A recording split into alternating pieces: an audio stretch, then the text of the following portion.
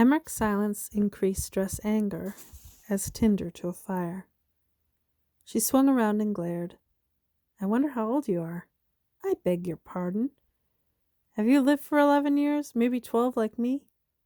Emmerich frowned. I have seen my 16th year pass, and during it held more honors than you shall ever know in your lifetime.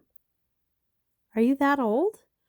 It's funny, see, because Gobin's that old and he's different. A knave rather than a knight, you mean? Dress waited for her new spurt of fury to settle. Nay, my brother is a man who can bide his time. You won't hear him begging for food after a day when there's no food about. I suppose that comes natural to castle folk. Weakness, I mean. That's what my da says. Your da can say that all he likes, but he'll soon find himself at the wrong end of the rope with the rest of his brood, and there's nothing you can do about it. A bolt of fear shot through Dress. You never meant to give me a trade, she managed to get out, her face hot. Emmerich said nothing. It was just a trick. Dress stood still. Very well. You're out of the water and out of the woods. I'll let you go on your own now.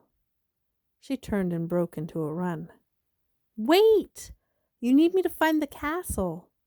Nay, not any more, she called over her shoulder. I know this road leads to it, and as you just said, and I've 4 days to find it. But the trade, it wasn't a trick. I don't mean to refuse you that.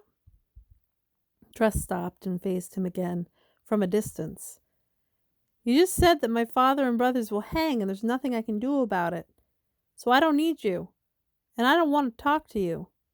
She turned back to the road. Dress, I take that back. I'll do what I can to ensure the trade as you wish. I'm sorry, truly. I spoke in anger. She walked on, swinging her arms. Dress, please come back. She shook her head. If you go, I shall die. Every impulse told her to take her heels and leave him to crumple in the road, but something stopped her.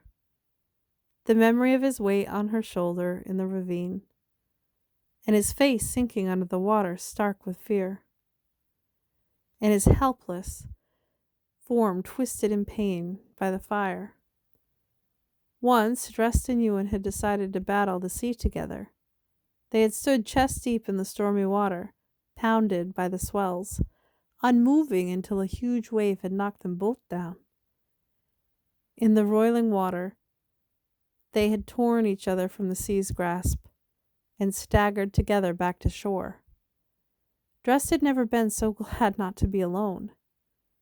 And that was how Emmerich felt. She was sure of it. Dress walked back to the wounded man and took his arm over her shoulder.